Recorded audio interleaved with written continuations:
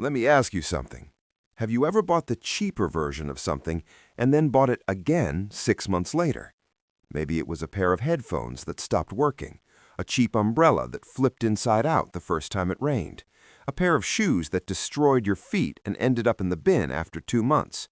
You saved 20 pounds, but then you spent 30 replacing it. Here's the uncomfortable truth. That decision you made to save money actually cost you more money. And the weird part, you knew. Somewhere in the back of your mind, you knew the cheaper option probably wasn't going to last, but you bought it anyway. Why do we do this? Why do smart people, people who genuinely want to build wealth and stop wasting money, keep falling into this exact trap? That's what this video is about. And by the end of it, I promise you, you'll never look at a price tag the same way again. We are wired to see saving money as winning. When you see two products side by side and you pick the cheaper one, your brain releases a little hit of satisfaction. You feel clever, resourceful, like you just beat the system. This is called price sensitivity bias. Our brains are naturally drawn to the lower number. It feels like a victory in the moment. But here's the problem. Your brain is calculating the wrong thing. It's calculating how much you're spending right now. It's not calculating how much you'll spend over a year, or 5 years, or a lifetime. There's actually a concept for this. It's called the true cost of ownership. And most people have never heard of it, let alone used it to make financial decisions. The true cost of something isn't just what you pay at the checkout. It's everything that thing costs you over its entire life. The replacements, the repairs, the frustration, the time, sometimes even your health. And when you start calculating that number instead, everything changes. Let me show you with a simple example. Say you need a winter coat.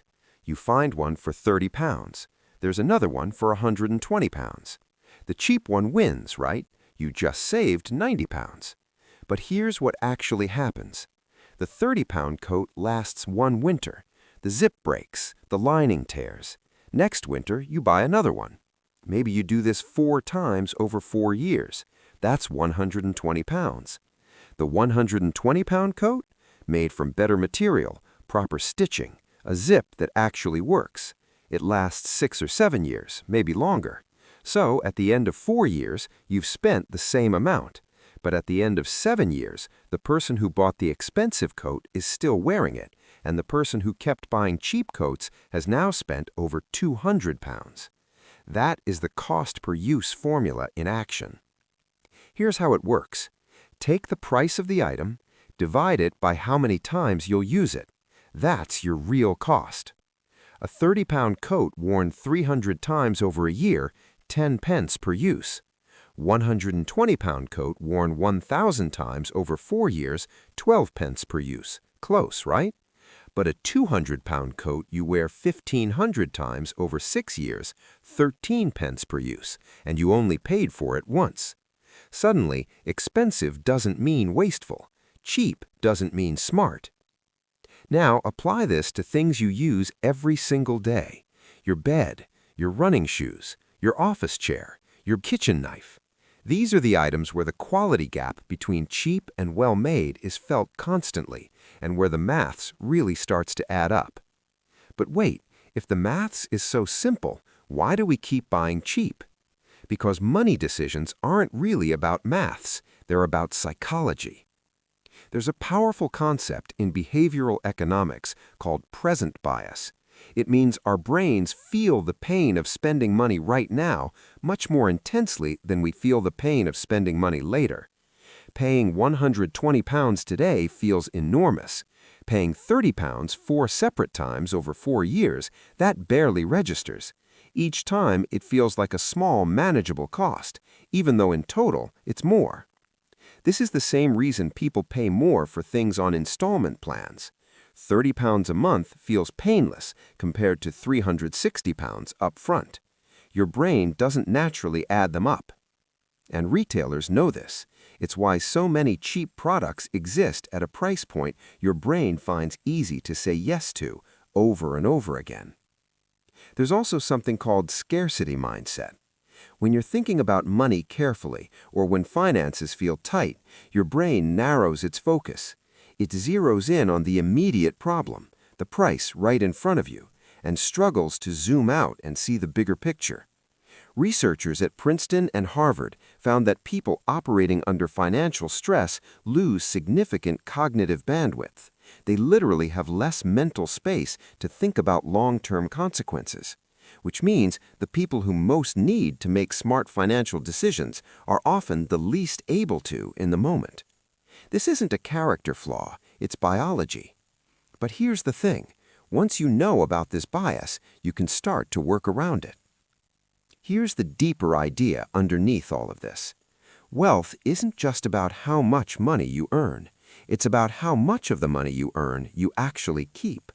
And keeping money isn't just about avoiding obvious waste. It's about understanding the hidden leaks, the replacements, the upgrades, the things you bought twice because the first version let you down. There's an old saying that goes, buy nice or buy twice. It sounds like an excuse to spend more money, but what it's really pointing at is a long-term shift in how you think about value. Value is not price. Price is what you pay. Value is what you get back. A pair of boots that costs 180 pounds and lasts 8 years has extraordinary value. A pair that costs 40 pounds and falls apart in 6 months has almost none. Now, there's an important line to draw here because this idea can be misused. This is not a reason to always buy the most expensive thing. It's not a reason to overspend on luxury branding when the quality isn't actually there. Some expensive things are expensive because of the logo. Some cheap things are genuinely good quality. The skill you're developing is value assessment. Asking not just how much does this cost, but how long will this last, how often will I use it, and what will it cost me if I have to replace it? That's the question wealthy people ask, not because they're rich and can afford to think long-term, but because thinking long-term is one of the habits that helped them build wealth in the first place. So how do you actually use this in real life? First, apply the cost per use calculation before any significant purchase. Price divided by expected uses. Do the maths. It takes 30 seconds, and it changes your perspective completely. Second, identify your high-frequency items, the things you use every single day. Your mattress, your shoes, your bag, your headphones, your cooking equipment. These are the areas where quality investment pays off most clearly. If you use something 365 days a year, even a small quality improvement compounds meaningfully over time. Third, give yourself a pause rule on cheap replacements. Before you buy the cheap version of something for the second time, stop. Ask yourself why the first one failed. If it failed because it was low quality, buying the same tier again is just paying twice for the same disappointment. Fourth, separate emotion from the purchase. Your brain will make the lower number feel safer. That's the present bias talking. Try to feel the future cost, not just the current one. And finally, understand that being frugal and being cheap are two different things. Frugal means being intentional with your money. Cheap means minimizing what you spend today regardless of the consequences tomorrow. One builds wealth, the other quietly erodes it. Here's the thought I want to leave you with. Every pound you spend is a decision, but not all decisions are created equal.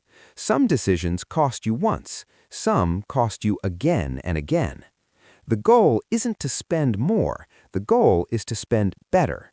To stop thinking about the price tag and start thinking about the total cost, the full picture, the real number. Because the people who build wealth quietly, steadily over decades, they're not necessarily earning more than everyone else. They're just losing less. They buy the coat once, the shoes once. They replace things less. They waste less. And over 10, 20, 30 years, all those small decisions stop being small. They become the difference between financial stress and financial freedom. So next time you're standing in front of two options and the cheaper one is calling your name, pause, do the maths, think past today, because sometimes the most expensive decision you'll ever make is the cheap one.